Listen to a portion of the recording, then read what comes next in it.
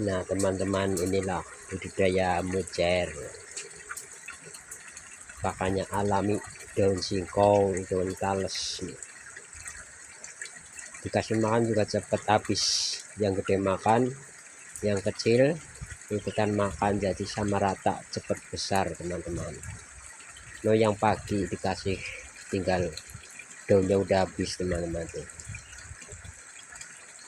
Ini juga sebentar juga habis, kalau habis kasih lagi, nyari daun singkong di kebun teman-teman. Airnya juga cukup 2 in. Ini kolam sebelahnya nih tuh, jadinya makan terus.